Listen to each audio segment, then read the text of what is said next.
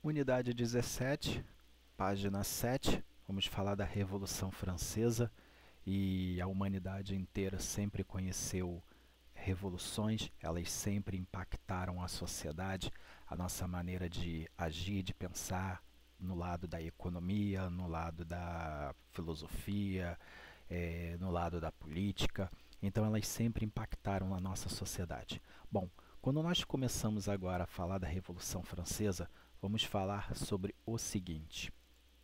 A França que a gente vai falar agora não é essa França tão bonita, tão linda, tá? Pelo contrário, a França que nós vamos estudar, vamos comentar agora, é uma França de muitas desigualdades sociais. Essa é a França que nós vamos começar a falar a partir de agora. O que podemos dizer é que as desigualdades elas estavam presentes na sociedade e isso era impactante. Então a França, para chegar hoje nesta imagem, neste cenário, aconteceram muitas lutas e isso impactou totalmente aquela sociedade, mas ao mesmo tempo não só essa sociedade, mas também impactou outras sociedades, tá? Principalmente esses movimentos atravessaram o oceano e chegaram aqui na América. Particularmente, poucas pessoas comiam e bebiam bem. Poucas pessoas tinham privilégios nesta França antiga. Era a mobilidade social, a ascensão, ela não chegava para todos. Do outro lado dos castelos, justamente no meio do luxo, havia uma grande intensa miséria e altos impostos que eram cobrados de uma maneira violenta. Enquanto a vida nos castelos era uma vida de luxo, do outro lado as pessoas passavam fome. Então, este contraste social, este grande contraste que ainda faz parte da nossa sociedade hoje em 2020, ele é marcado justamente por uma falta de política transparente que pudesse atingir e ser para todos. O que nós temos que entender aqui, começando a estudar na unidade 17, a página 7, a Revolução Francesa, é perceber justamente que esta desigualdade ela existe até hoje, né, por questões políticas, questões econômicas, mas justamente a Revolução Francesa ela foi o pontapé inicial ali justamente de um movimento que poderia mudar toda a estrutura do mundo, tá? Principalmente a maneira em que o ser humano olharia para a política e ao mesmo tempo para os futuros governos. E uma das coisas que nós podemos dizer que a maior violência que existe, ela é a pobreza. Ela é a maior violência, ela é pior do que a violência física. A luta pelos direitos, ela é uma grande novidade, né? A partir do século passado para cá, o ser humano ele começou a lutar mais pela sua liberdade. Ele começou a lutar mais por algo novo. Hoje nós lutamos por liberdade, lutamos por, principalmente pela liberdade, hoje que nós conhecemos constitucionalmente, que são os nossos direitos civis e políticos, e também a nossa própria liberdade econômica por causa de uma luta entre burguesia e proletariado que existe há muito tempo, e acabamos percebendo que estas desigualdades elas também estão presentes muitas vezes na forma e na força de trabalho, da venda do seu trabalho, né? Quando você vende a sua força de trabalho em troca de um salário, e às vezes a desigualdade ela vem através daí, né? Os péssimos salários, os salários baixos, os altos impostos, em que não dá para as pessoas praticamente sobreviverem. A Revolução Francesa de 1789 a 1799, ela foi um período de intensa agitação política e social na França, que teve um impacto duradouro na história do país. Ela automaticamente ela atingiu todo o continente europeu, porque os movimentos, as ideologias, as ideias desta revolução, elas além de atravessarem o oceano para chegar aqui na América, que foi o que inspirou a Constituição norte-americana, ela ao mesmo tempo começou a se repensar no modelo de política em que o próprio rei, né, a monarquia, que naquele período era uma monarquia absolutista, né, que esta monarquia ela não interessava mais para a sociedade. Então a primeira coisa a analisar é que essa monarquia, esse poder absolutista, ele não interessava mais para a sociedade. Então você começa a repensar no novo modelo político para este novo cenário. Automaticamente, quando você altera a política, você também altera a economia, o modelo econômico ele também muda. Na realidade, ele tem que mudar, porque nós estamos falando de uma camada da sociedade que está vivendo na miséria, na pobreza, sem ter o que comer. Então é óbvio que a economia ela tem que mudar. Não dá mais para as pessoas continuarem pagando essas altas taxas de impostos. Isso é algo notável aqui.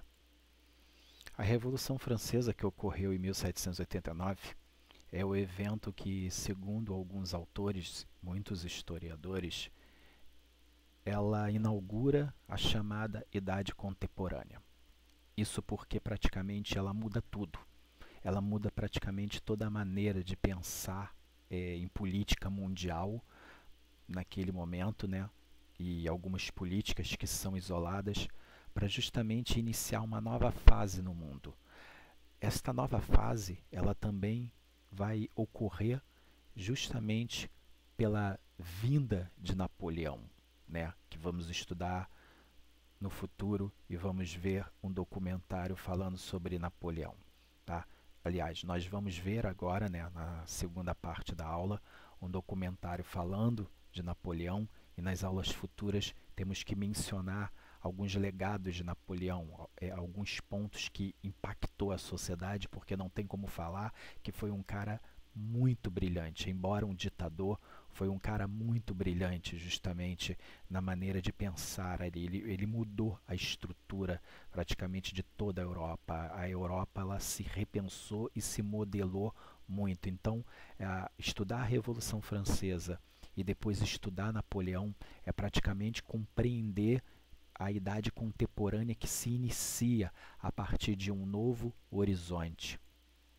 Bom, outro ponto é que a monarquia absolutista que tinha governado a nação durante séculos, ela praticamente ela entrou em colapso em apenas 3 anos.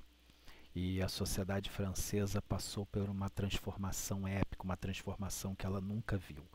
Isso porque em 1774 o rei Luís XVI, ele monarca absolutista que subiu à França, mesmo com o novo ministro das finanças naquele momento, ele não conseguiu de forma nenhuma resolver a crise em que a França ela estava atravessando. Pelo contrário, podemos dizer que todas as medidas do seu ministro, e aliás de todos os outros ministros, vamos dizer assim, elas estavam gerando muitas polêmicas, tá? Isso é a primeira coisa que nós podemos dizer.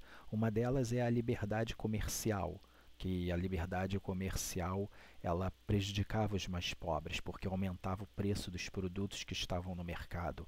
E quer dizer, os produtos estavam chegando na mesa dos consumidores de uma maneira mais violenta, mais cara, tá? Por conta destes impostos, porque uma medida que o rei resolveu fazer também foi aumentar os impostos, e isso sacrificou mais os mais pobres. Sempre os mais pobres acabam sendo afetados por uma falta de política transparente. E aumentar os impostos naquele momento era só para salvar o Estado, mas não era para salvar a população mais pobre que precisava naquele momento. Então, assim, o ministro das Finanças ali do rei Luís XVI não trouxe para a sociedade nenhuma medida satisfatória que poderia ajudar o país como um todo.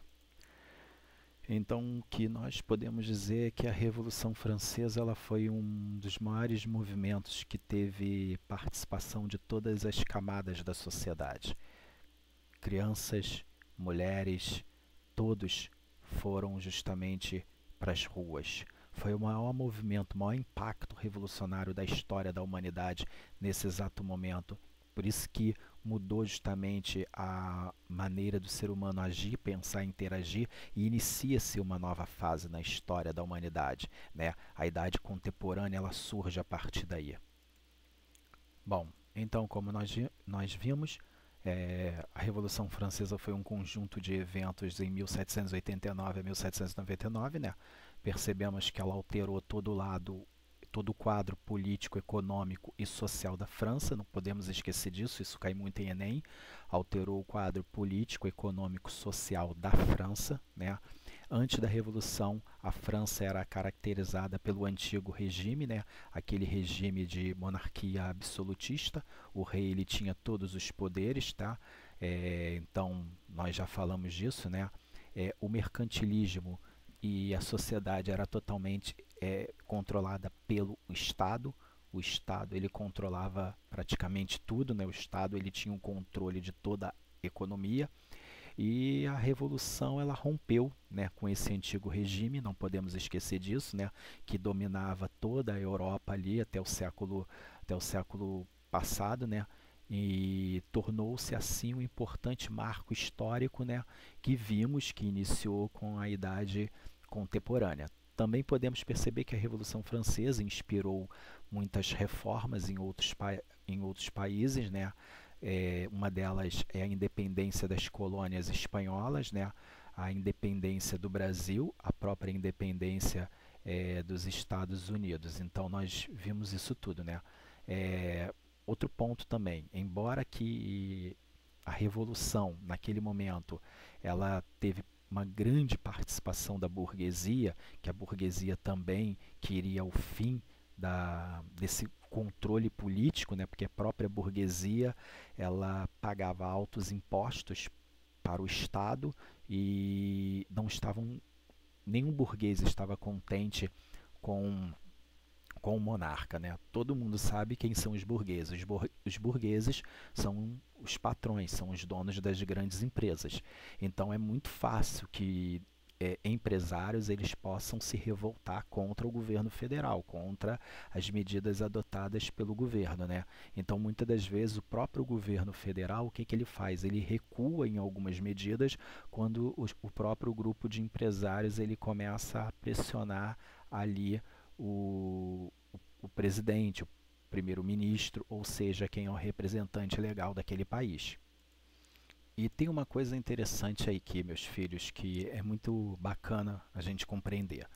Primeiro que nesse momento a burguesia, que ela já tinha o controle do poder econômico, né? A burguesia ela dominava o poder econômico e ela também dominava a força de trabalho ali das pessoas, né?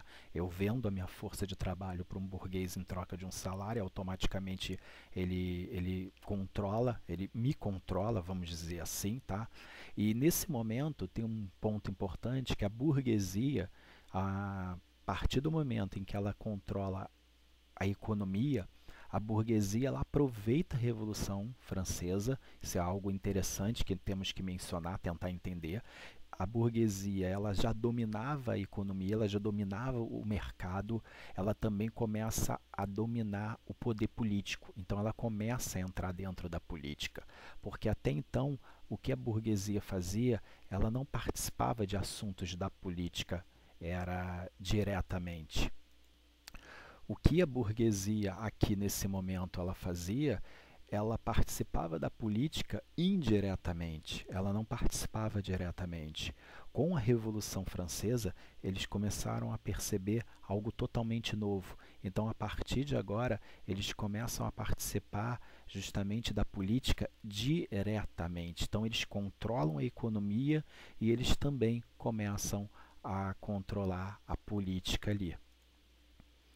Bom, então o que nós começamos a perceber como causas da Revolução? Bom, as principais causas da Revolução Francesa, nós percebemos que o custo da monarquia, principalmente a vida de luxo, era grande, né? Então o rei Luís, ele praticamente ele gastava muito, mas muito mesmo, tá? A corte, ela gastava além daquilo que poderia gastar, tá? E a desigualdade, como vocês estão vendo na imagem aí, a desigualdade ela era real, ela estava fora do castelo e ao mesmo tempo fora dos olhos deles, que eles não conseguiam enxergar porque eles não saíam dos castelos, então eles não viam o que acontecia na rua. Não viam no bom sentido da palavra, não se importavam com o que acontecia. Algo também aqui que vai impactar essa mudança são as ideias iluministas, né?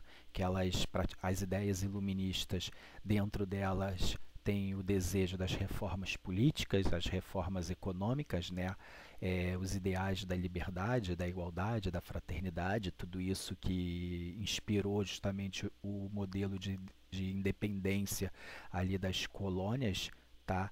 Das antigas colônias, tá? O Brasil, Estados Unidos é impactado por essas ideias, por esses movimentos, né? Então as ideias iluministas elas acabaram ajudando a reforçar a ideia de que este governo ele não nos interessa mais e nós temos que lutar contra ele. Isso é algo novo, tá? Vamos entender isso, é algo novo. Ninguém lutou contra governo nenhum. Ninguém foi para as ruas derrubar governo. É inédito. Gente, a Revolução Francesa é inédita. É a primeira vez na história em que um governo cai pelas mãos de um povo. Por isso que é importante tentar compreender o que foi a Revolução Francesa, porque foi algo inédito na história da humanidade, né? Estas pessoas, elas saírem das suas casas para lutar por algo, tá? Então é importante entender isso. E quando você vai lutar por algo, você vai lutar pelo quê?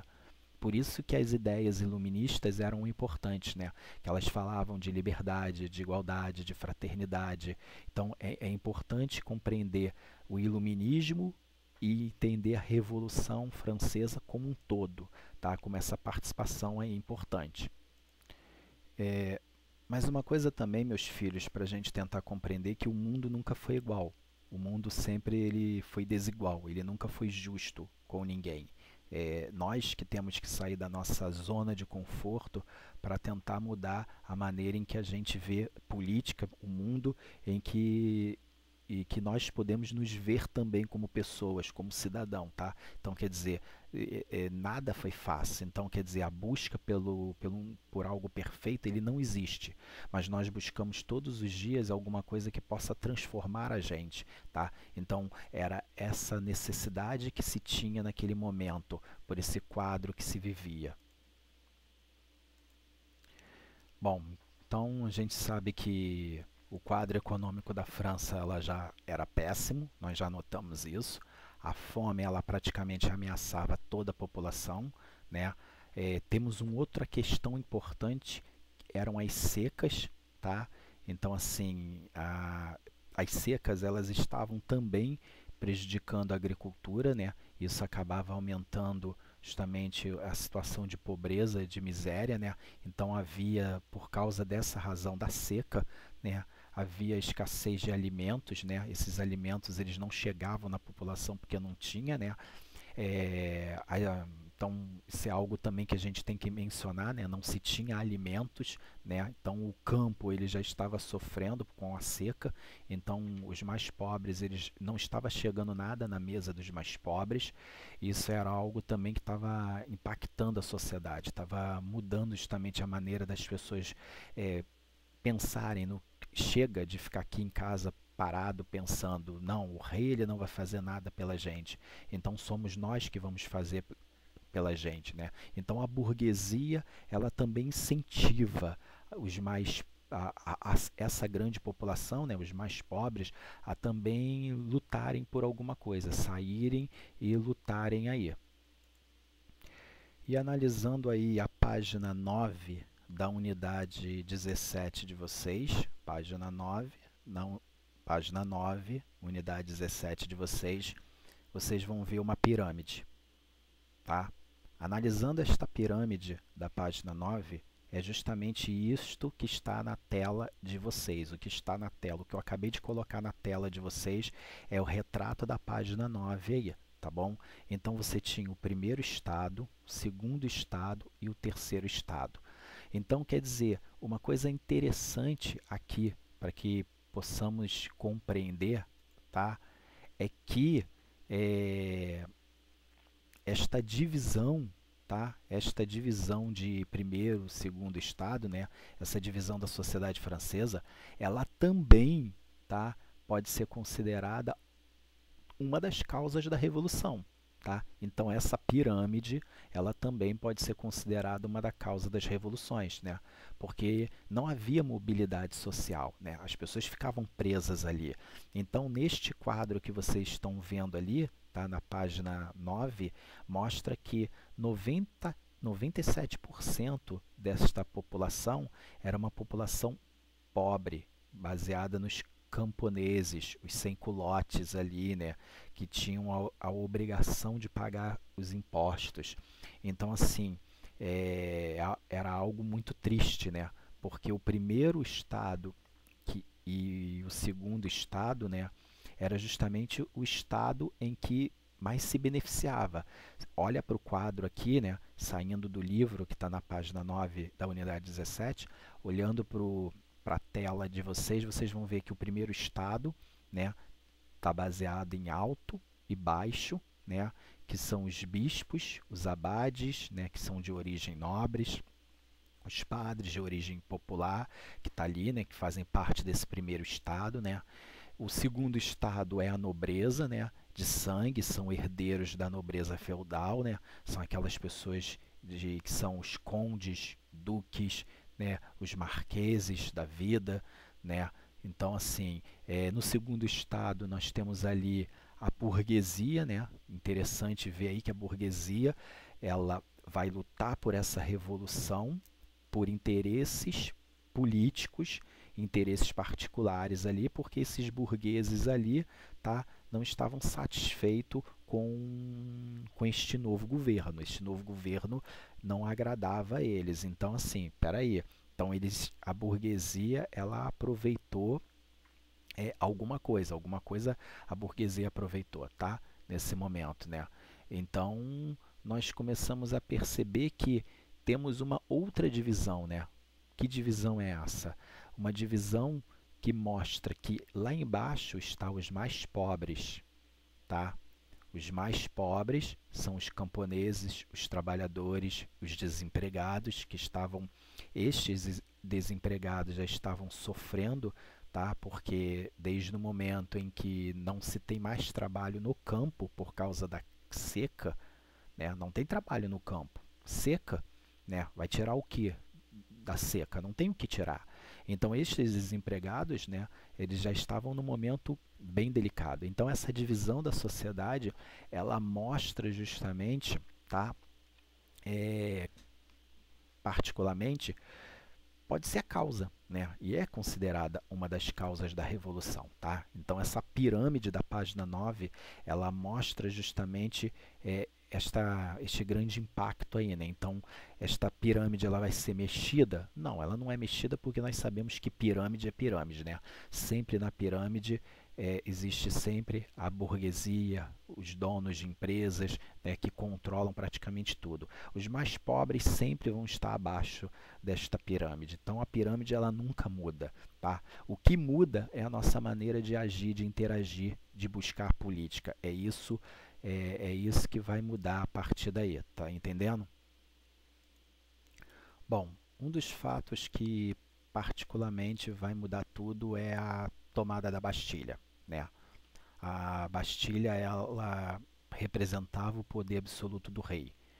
Praticamente a Bastilha era onde estavam os presos que naquele momento discordavam, tá, do rei ou era uma ameaça para o governo, né? Então todo mundo que era uma ameaça para o rei, todo mundo que era uma ameaça para o governo era levado para a Bastilha. Também naquele lugar era uma fortaleza onde ficava as armas e munições dos militares, tá? Então a queda da Bastilha ela representa praticamente muita coisa. A queda da Bastilha ela representa praticamente a queda do poder do rei, naquele exato momento. Naquele momento, o rei ele percebeu algo interessante. Ele percebeu que a tomada da Bastilha, a queda da Bastilha, fez com que ele tivesse perdido tudo naquele momento. Então, a partir daquele momento em que a tomada da Bastilha, ela foi a queda do poder absolutista, o rei, naquele momento, ele percebeu que ele perdeu. Não tinha como recorrer, não tinha como voltar atrás. Naquele momento, todo o poder dele acabou. Os presos, que foi uma ameaça para o governo, para a monarquia durante séculos, foram libertos, foram libertados naquele momento. Então, assim, foi uma situação muito, mas muito delicada ali. Então, naquele momento, o rei ele percebeu que não tinha como voltar. A população tomou as ruas e praticamente as forças armadas não tinham como conter a população, grande parte desta população. Então o rei ele não tinha mais nada. Praticamente ele viu que o seu governo desmoronou pela sua incompetência, pela vida de luxo que ele vivia com a sua esposa, pelas festividades, pelas festinhas que ele fazia, promovia às custas dos impostos desta grande população. Então, possa dizer que foi um momento muito delicado para ele. Bom, e a pergunta então é o que acontece então com essa monarquia. A monarquia a partir de 1791 até 1792, ela passa a ser uma monarquia constitucional, tá? O rei Luís ele aceitou uma nova mudança na política, na Constituição, né? Mas aí ele foi esperto, ele se rendeu ali, aceitou uma mudança na Constituição, mas ao mesmo tempo ele tentou fugir, né? Ele reuniu toda a sua família, né? Ele queria fugir com a sua família para a Áustria, né? Mas aí no meado do caminho ele foi preso ali, né? Então assim, ele foi pego no meio do caminho. Então não tinha como não tinha como fugir. A realidade era essa, né? As cidades elas estavam tomadas, né? Então foi algo impensável naquele momento. Tudo bem, que ele pensou que ele sabia que a situação poderia piorar para ele, tá? Mesmo com a mudança de uma nova constituição, de uma mudança na política ali, ele sabia que esta mudança ela não iria favorecer ele, né? Porque praticamente ele poderia mudar o jogo, ele não mudou o jogo por incompetência, vamos dizer assim, reuniu a família, tentou ir para a Áustria, mas no meio do caminho ele foi preso ali. Então isso é algo que a gente temos que destacar aqui, tá ok? Então, a partir daí começa um novo cenário na França. A França ela começa a mudar, né? Então, essa é um ponto importante, né? A multidão enfurecida, né? Ela invadiu o local onde ele estava preso, né? Tá? Tem esse ponto, né?